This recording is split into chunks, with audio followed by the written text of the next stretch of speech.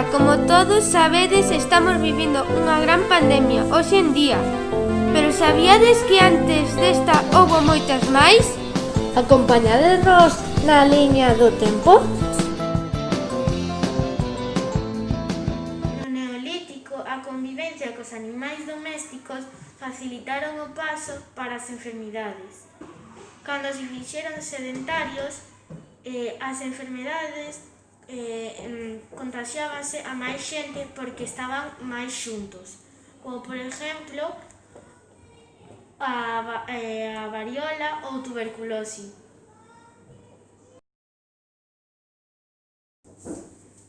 A orixe de Grecia remonta ao ano 1200 a.C. Sitúase entre o mar Mediterráneo e o mar Exeo. Eran unha tribo colonizadora e moi bons navegantes. Non se conformaban co seu territorio e conquistaban novas zonas para ampliar o seu territorio. Esparta e Atenas eran unhas das polis máis poderosas. Casi sempre xurdían enfrentamentos e declaraban a guerra. A sociedade grega divídese en cidadáns, que eran os homes, os que tomaban decisións importantes, e os non cidadáns, que eran as mulleres, os esclavos e os estranxeiros. No ano 430 a.C., no século de Pericles, esta foi a primeira pandemia documentada. O historiador Tucídides describiu os seus síntomas como sede, febre e manchas no corpo. Máis dun terzo da poboación morreu a raíz da peste. A peste pasou por Egipto e chegou a Europa mediante comercio. Se desconoce a orixe da peste.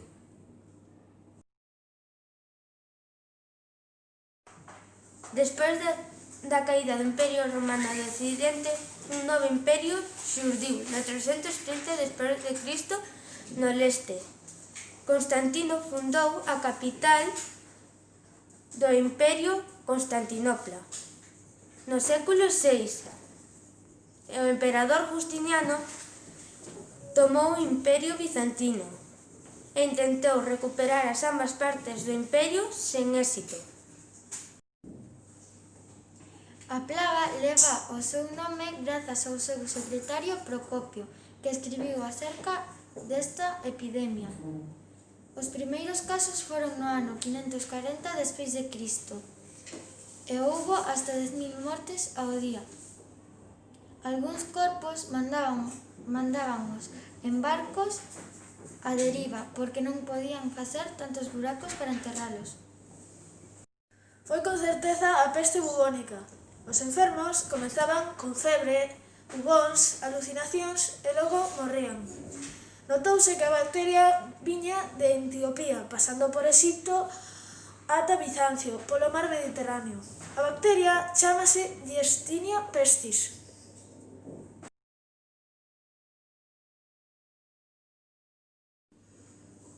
A peste negra foi unha enfermedade moi dura. Empezou no ano 1347 e rematou no ano 1351. Parécese que chegou a Europa mediante as pulgas das ratas que viñan nos barcos dende China.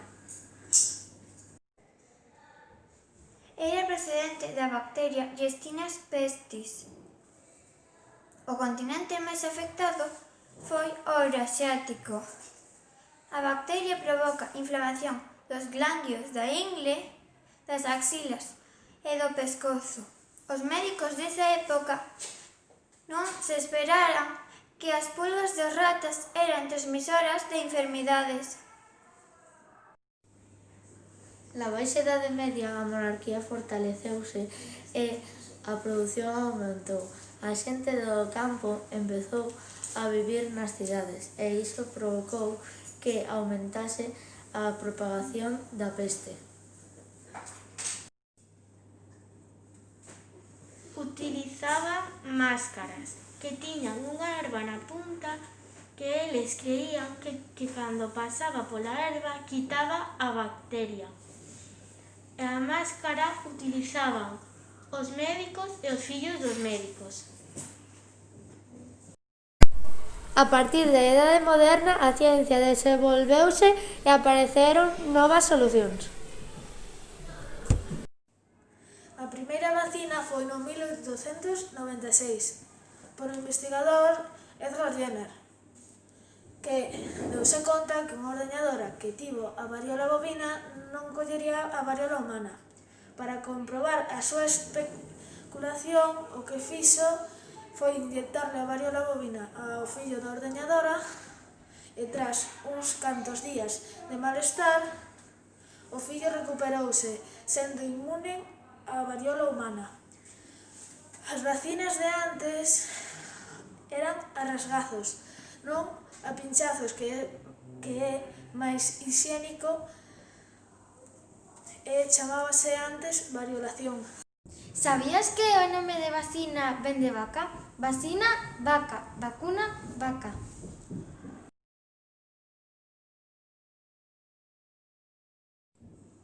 No ano no que acabou a Primeira Guerra Mundial, un enemigo inesperado non distinguiu os países.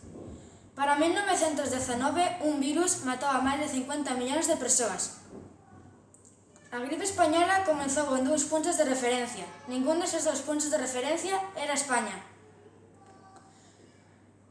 En agosto do mesmo ano houve unha segunda oleada. O final da gripe foi en abril. Os Estados Unidos contaxeron a Francia. Os contaxaron cando un militar foi en barco a Francia e os contaxaron. En menos dun ano, a gripe española matou a máis persoas que a Guerra Mundial.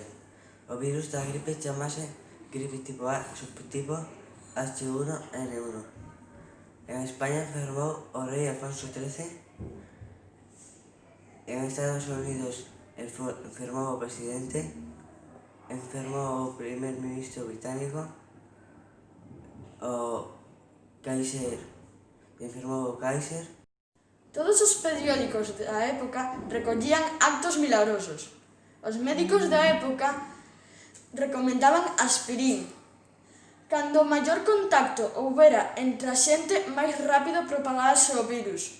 As máscaras eran obrigatorias. España non participou na Primeira Guerra Mundial. Os países que participaron foron Rusia, Japón, Rumanía, Hungría, Inglaterra, Bélgica, Bulgaria, Estados Unidos, Gran Bretaña, etc. A Guerra Mundial durou 4 anos. Na Primeira Guerra Mundial, o 18% dos soldados non morían ni por bombas ni por balas, sino por infección de neumonía. Na Segunda Guerra Mundial, este porcentaxe baixou a menos dun % grazas ao primeiro antibiótico, a penicilina. Alexander Fleming, o descubridor, foi médico militar na Primeira Guerra Mundial e quedou sorprendido pola cantidade de feridas e a mortalidade causadas pola metralla infectada. Cando volveu ao Hospital de Londres, dedicouse a buscar un desinfectante para a pel. Fleming descubriu a lisocima, pero a súa desorganización e moita casualidade provocou o seu gran descubrimento. En 1928, antes de marchar de vacacións, Fleming deixaron as placas de Petri con bacterias, sen limpiar. Ao volver, mirou que algunhas placas estropeáranse e tirounas. Mentres falaba cun compañeiro, puxose a mirar as placas descartadas e observou que as bacterias desapareceran e que tamén observou que estaban arredor dun hongo. Fleming empezou a investigar sobre iso, pero mirou que os seus compañeiros non se entusiasmaban e deixouno. 10 anos despois, un grupo de científicos volveron a interesarse e, ao final, saliu a penicilina.